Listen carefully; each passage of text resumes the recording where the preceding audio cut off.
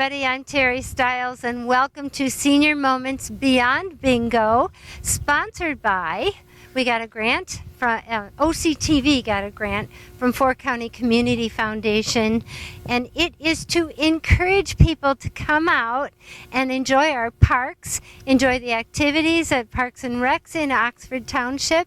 And I am with two gentlemen that belong to a walking club that starts right out here at Seymour Lake. And with me is Kip Kriegel, correct? That's right. And Michael, say your last name for me. Garofalo. I really didn't want to mess that up.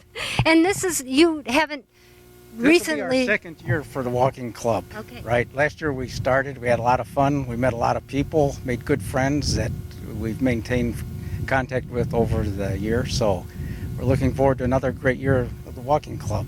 And you're doing that through Parks and Rec. So if people are interested in getting in touch with you, how do they do that? They can call the Park and Rec's office and it'll be on the webpage there as well. So. Okay, wonderful. And you're a participant as well. Yeah, I'm not in charge. Kip is. So what benefit, number one, how did you find out about it? What made you want to do it? And do you do it as often as everybody else does?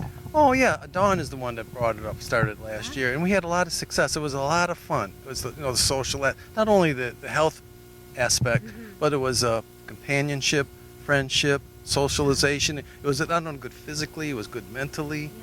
Yeah, right. That's what I'm trying to encourage, is some people that might be older persons that might be new to the area, or even younger persons, and really want to be involved with groups and socialize as well and get exercise. Yeah, and everybody's welcome, all walking levels, because we have some people that walk fast, some people that walk slow, some people that don't make the full loop around, cut it short. But the main thing is that we get to meet a lot of people and have a good time. And so it's not people that are going out for those 5Ks, We're not etc. fitness crazy. Oh, No, good. yeah. I think they call it no judgment zone here Yeah. of Oxford, the no judgment zone. All over this park. Yeah. So what's the route that you take? Do you switch it up? Well, we change it depending on the weather and the road conditions and everything. Most people like to walk the road, but we have followed the disc golf course around, which is a little longer, right? Right. So that's always a good route to take as well. And you brought up weather. Is it rain or shine, or how do people know whether they should show up or not? Some of us like rain or shine, but as weather permitting, and when in doubt, show up, because there'll probably be somebody here. And do you have recommendations on what kind of attire they should wear, or tennis shoes, etc.? Comfortable, always comfortable, and weather permitting. Even though if it's sunny, sunglasses, hat, sunscreen. And how about water? Should they bring? I mean, it's not like, I know yoga, which I love. I've never really been an aficionado, but is that how you say that? Yeah. So you have to have your little mat, and you have to have a rubber band, and do they need anything special? Well, most people bring some drinking water along, but we always have some extra bottles available. So, And what time do they meet? 9 o'clock on Wednesday. We're going to start Wednesday, June 17, 9 o'clock, right here at the new pavilion, located towards the rear of the park, next to the sledding hill. And then about how many people do you have in the group? There's usually between, 7, 8, 10, 12, 15, depending on the day. So you heard it. There's no reason not to come out and walk. Enjoy this beautiful park. There's all kinds of critters and stuff, right? We anticipate to be more people this year. It's our second year, and Kip and I are starting to get to be a little bit more popular. That's that sunshine that's surrounding me right now.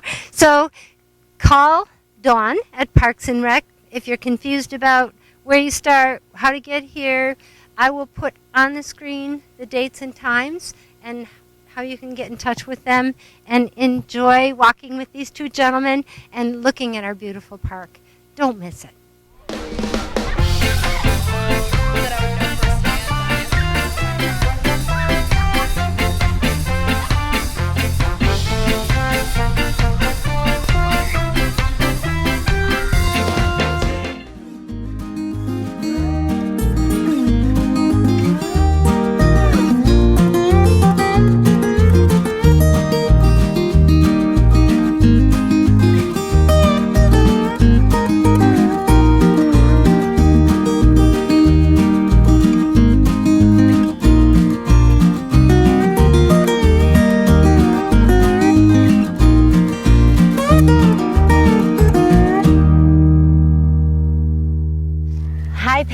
Bennett. Hello. How are you? I am wonderful. How about yourself? I'm doing great, and welcome to Senior Moments Beyond Bingo. And I want to say thank you to Fork County Community Foundation for sponsoring and financing the equipment for this particular series. And you are one of the teachers, correct, at the Senior Center, Parks and Rec Senior Center. What are you teaching? Yes, I am, and I teach watercolor painting. And what's wonderful about watercolor painting is that it's pretty economical and it's not that messy. So it's different than acrylic painting, because acrylics, if you get it on you or anything else, you got to work fast. But watercolor is my passion. So no apron necessary? Well, you could, depends. I mean, a whole tube of paint on you would be a problem. But what I love about watercolor is that, and most people that paint say watercolor is the most difficult medium, but I don't believe that. What it is it's harder to control. And I like letting go and letting it flow. Oh. So that's why I love acrylic or watercolor painting opposed to acrylic. Yes. And so you affectionately call your presentation Splash. There you go, because we are doing a lot of splashing. I love that. Yes. And so, of course, this is for Seniors Beyond Bingo, Senior Moments Beyond Bingo. So seniors don't need to be intimidated if they've never painted before, or if I know we were talking earlier, my grandmother was an oil painter, my aunts I had 2 aunts oil painting. It seemed to be the medium of the day.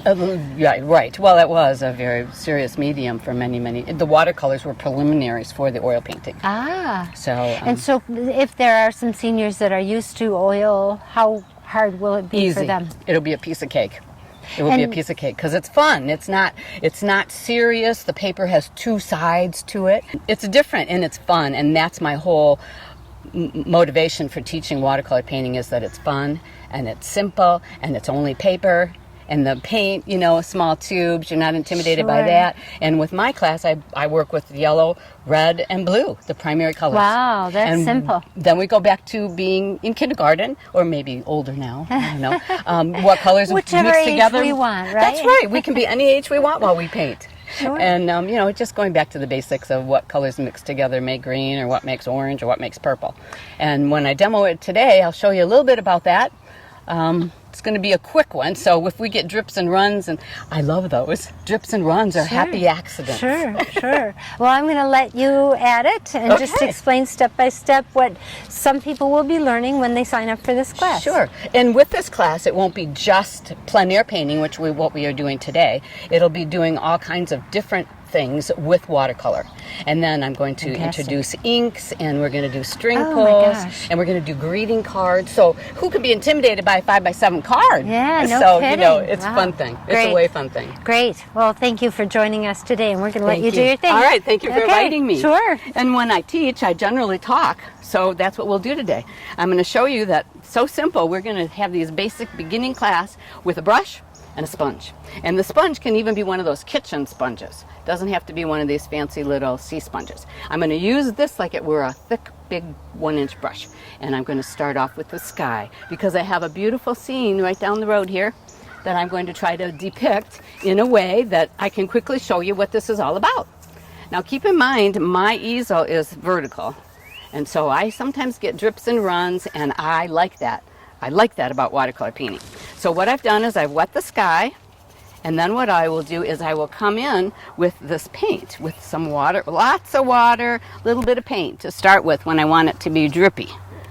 So what I'm going to do here is, I mentioned primary colors, I'm going to take a little bit of my red, my alizarin crimson, a little bit of the blue, and I'm going to make a really nice purple, and I'm just going to add in a little bit of purple here and there in the sky to add a little interest, make it a little more exciting. And you can see that right there, I've created a hard edge. So I want to go in, because this is the sky.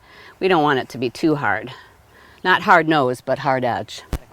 All right, so the next thing I'm going to do, because there's lots of grassy areas around here, is I am going to mix a little blue with yellow.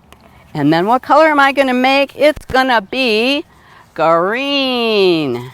So then I'm basically going to do the same thing, but I'm just going to work with my brush here.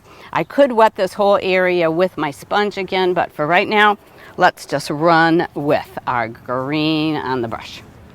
I'm compensating here for my sunny day, and my paints are really wet.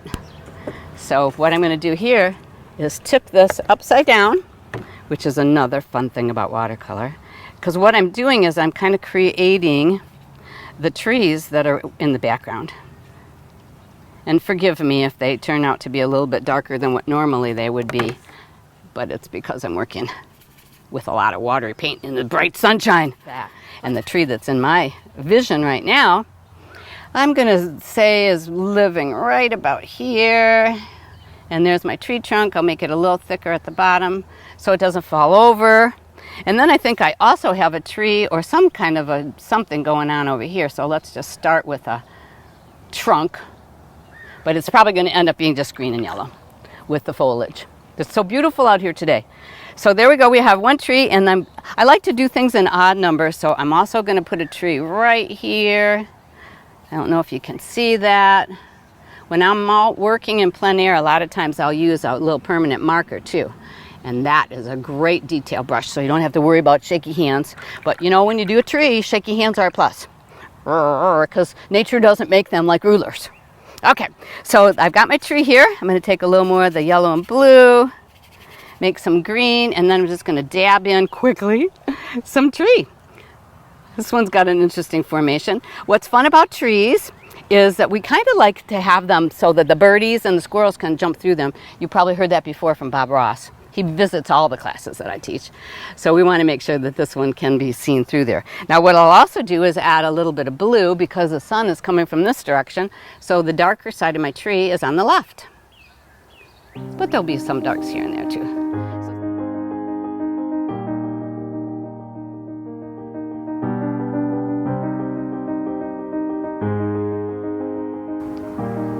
So in conclusion here, I hope that everyone has enjoyed the painting. You can see how quick and easy it was to create something that's frameable.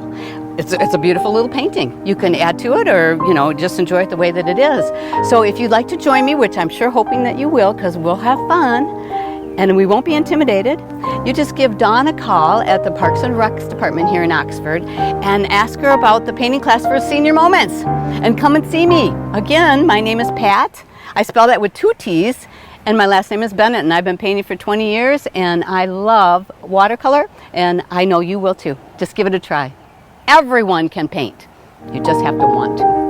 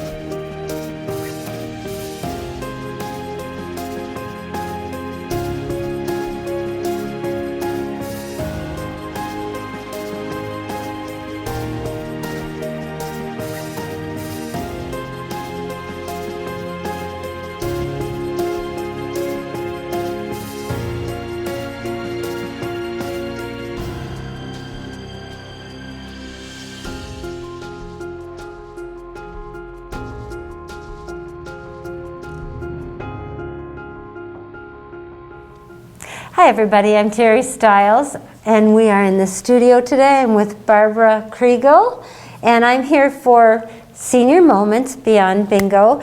Barbara, you are with the reading club, right? The book Yes. club? Mm-hmm. So tell me a little bit about it. We're trying to encourage seniors, maybe shut-ins, to at least stay involved with what's going on in the community. So let's talk about that and how we can interest them, what the book club is all about.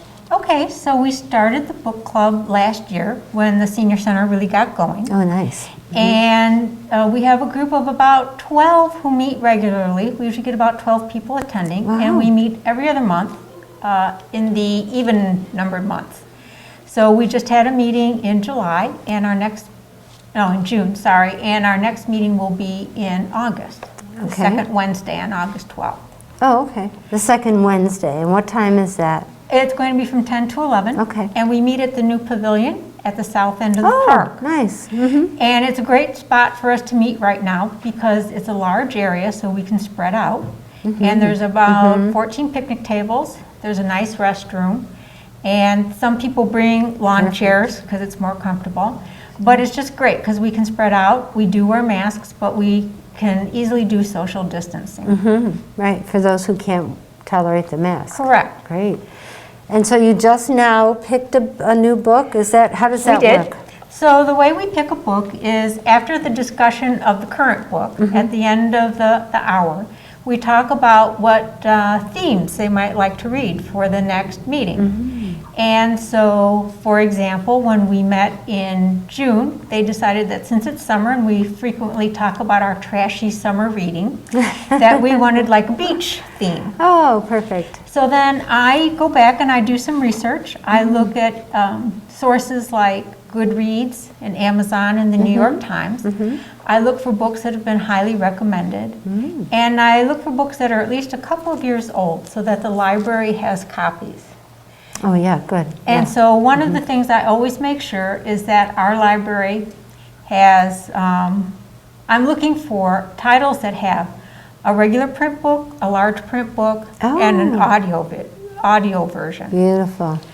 And so maybe our library doesn't have them all, but they'll have at least one of them, and then you can interlibrary loan one of the other versions. And sometimes there's a digital version as well that people can download. Nice. So then I usually pick about 5 titles that are on the theme that the ladies wanted to read, and I send it out for a vote.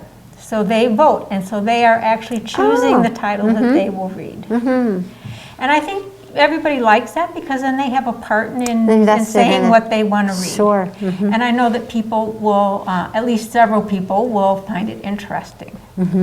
But because I look for things that get high ratings in the various sources that I look at, I'm also pretty comfortable that I think our group will mostly find it an interesting read. Sure, because they probably keep up on what's popular at the time anyhow. Right, and there's many people who have judged that this is a good read. And so you pick, how often do you pick a new book? Every other month. Okay, so you have a full month to read. So you usually have, by the time you get it, you probably have about a month and a half. And that's why we only meet every other month, is so that people have time to get the book for free, if that's what they want, and have time to read it or listen to it. There's also a really good book site that I found. It's called Thrift Books, and you can buy those used books for sometimes $1. And then your shipping, of course, but it's really nice if you find a book that you really like and you don't want to get rid of it. I'm one of those people that will read a book a couple times, and so I have fun on that site. I am too, and people. Or I give them away. I give. The library gets most of my books. People will also, in the group, will also suggest titles to read or authors to read, and I always take that into consideration as well. Is there, so you go by theme, so like around Christmas time you have We did a holiday books about theme, holidays, and we read The Christmas Train by David Baldacci, who's really better known for his spy books. So I was surprised to see this. It had also been made into a Hallmark movie, so some of us actually watched that as well. And then for... And Grisham did one too. That's right. And then for February, they wanted a romantic theme for Valentine's Day. And we read the book Very Valentine by Adriana Trigani. That everybody liked, and some people, it's like it was the first of a trilogy, and a lot of our members went on and read more of the books. Oh, very good, good. And then our next meeting was supposed to be April 1st. And so because it was going to be April Fool's Day, everybody wanted a humorous title. So I went out looking for humor books, and a really highly recommended book was The Rosie Project. And it also accidentally was the beginning, the first book in a trilogy. But it's a very funny book, and people were saying that they actually laughed out loud, and again, some people went on and read them, and I've read all 3 of them because I enjoyed it so much. And so because they wanted a beach theme, so we discussed that one in June, postponed from April, And then at the June meeting, they decided they wanted a beach theme or a summer theme. And so the book that we ended up selecting was The Island House yeah. by Nancy Thayer, who's a New York Times best-selling author. I think I have that book. I'm about halfway through it. And I'm enjoying it. Yeah, So- nice, light reading. It is, and while we have all agreed that we probably most likely enjoy fiction the most, we are also open to nonfiction. That was gonna be my next question. It will depend Right. on the theme, for the month. History or that something. they want. Very Or maybe nice. historical fiction, because lots of times you can Sure. learn a lot about history if it's well written. In fact, I've done an interview with an author from Addison Township, Catherine Brakefield, and she's written 4 or 5, I think she's 5. She's really great historical fiction books. I've read her books. She actually will take the trail. So one of her books was the Oregon Trail, and she took that and she'd stop at museums along the way, and she really knew what she was talking about when she wrote those books. And to me, they're fascinating because you already, if it's real history, you know how it turns out. Right. If you've got that fiction and history at the same time, there's a lot of stuff in her books that I went, oh, I didn't know that happened, and I'd look it up. Sure enough, that happened. So yeah, that's fun. Book clubs are a really great way to get involved with people socially Correct. too, right? Yes, and so most of these women I didn't know, and it is open to men as well. But I would have to say maybe women find a book club more enjoyable. Right. So we've made friends, and one of the things that I'm going to try to investigate is one of my friends who is reading the book, but she lives several hours away in Michigan. And so she was wondering if there was a way that we could do something like include her through Zoom or Skype or something right. like that. So that's something I'm going to investigate, because if we Good. could do that, then people who are even at their homes Shut could in. participate. Right. And if we're still dealing with this pandemic, and we, right now we're essentially meeting outside, but that's not going to work in December. No, it sure isn't. So we'll probably be Right. investigating some other way to Very do good. it electronically. Very good, very good. So if people want to be involved, how do they do that? Well, they can contact the Senior Center and Okay. let Dawn know. Okay. Or they could email me. My email address is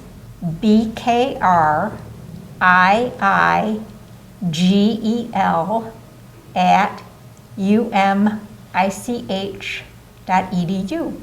I'll put it down at the bottom of the screen. Or, feel free to call me on my cell, Okay. 248-884-8105. Okay, that's good. You heard her. You can Yeah, get in touch we'd with love that to have club more and- people. And you'll decide on your next book when? We will decide at the end of the August 12th meeting. Okay. But if you want to come to the August 12th meeting, we'd love to have you.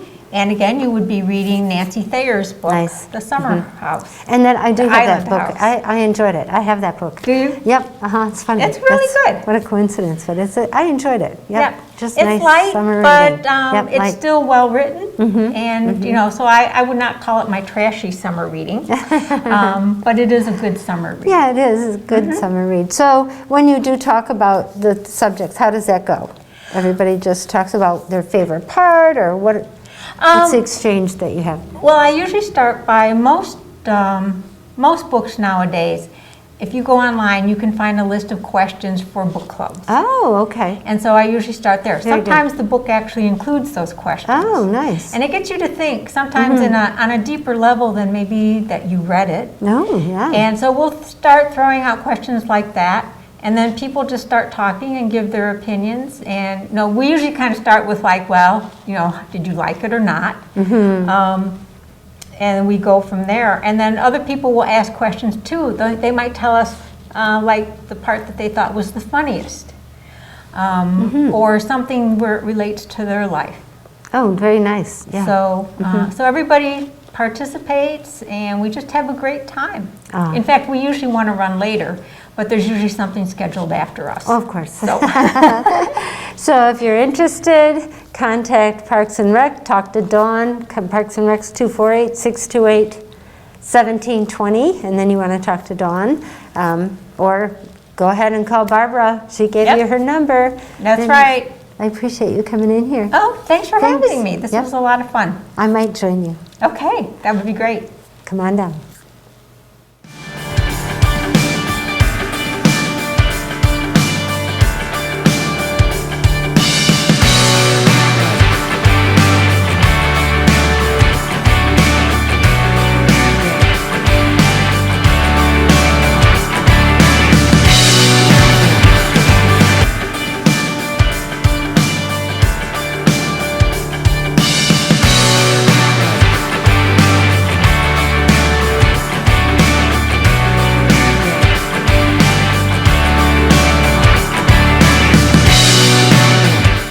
If you see a teen or adult suddenly collapse, it's important to act fast. Helping to save a life is easier than you might think. Just start hands-only CPR. The first step is to send someone to call 911 or call 911 yourself. Then get directly over the victim. Put the heel of one hand in the center of the chest, then put your other hand on top of the first. Then push hard and fast in the center of the chest until help arrives. It's important to push at a rate of at least 100 beats per minute, which is about the same tempo as the song Stayin' Alive. Let's hope you never have to use hands-only CPR, but if you see a teen or adult suddenly collapse, don't be afraid to try it. Remember, call 911, then push hard and fast in the center of the chest until help arrives. Your actions can help save a life. To learn more, call 877-AHA-4CPR or visit heart.org/hands-only CPR.